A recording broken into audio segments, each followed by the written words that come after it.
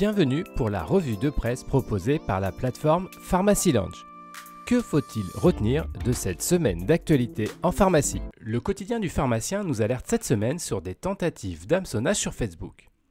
Alors, si le terme hameçonnage ou en anglais phishing ne vous évoque pas grand-chose, je vous invite fortement à lire cet article. On y apprend les bonnes attitudes face à la multiplication des mails piratés qui inondent nos boîtes de réception. L'article a même sollicité les conseils de PharmonWeb, une agence spécialisée dans le digital en pharmacie, pour savoir comment réagir en cas de tentative de piratage par mail ou sur les réseaux sociaux. Et vous comprendrez qu'en cas de doute, il faut s'abstenir d'ouvrir certains messages et encore moins donner quelconque information personnelle en ligne. Bien évidemment, l'actualité en pharmacie de cette semaine est marquée par le début de la campagne de vaccination contre la grippe. L'Ordre des pharmaciens lance ainsi officiellement ce nouveau défi à relever en officine. Dans son communiqué de presse, l'instance rappelle de nombreuses informations importantes sur ce sujet, avec notamment les conditions pour exercer cette activité ainsi que les vaccins recommandés. Le CESPharm met également à disposition des pharmacies de nombreux outils de communication autour de cette campagne.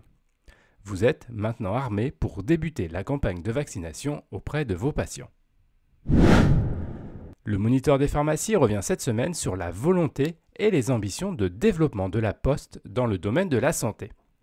L'article « Santé à domicile, la Poste capitalise sur son propre maillage territorial » nous détaille les projets du groupe pour devenir un acteur incontournable de la santé à domicile et des datas.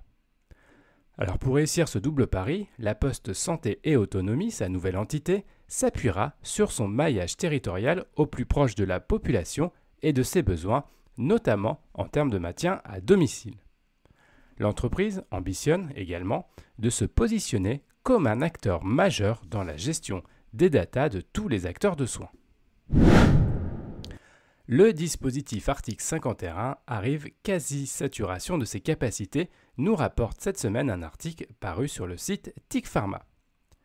Ce dispositif de financement de l'innovation et de l'expérimentation atteint, apprend-on, ses limites.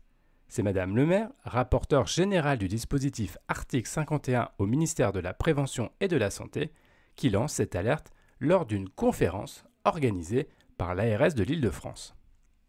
Le succès de ce dispositif atteint aujourd'hui ses limites en termes de suivi et d'accompagnement. Les ressources humaines nécessaires pour faire fonctionner les projets et assurer le suivi arrivent à saturation au niveau du ministère. Il faut maintenant espérer que les premiers articles 51 qui vont sortir du dispositif dans quelques mois, du fait de la fin de leurs expérimentations, vont permettre de donner un peu d'oxygène à l'organisation. Cette revue de presse vous a été proposée par Pharmacy Lounge. N'hésitez pas à vous inscrire pour découvrir les différents services de la plateforme. C'est gratuit, sécurisé et confidentiel.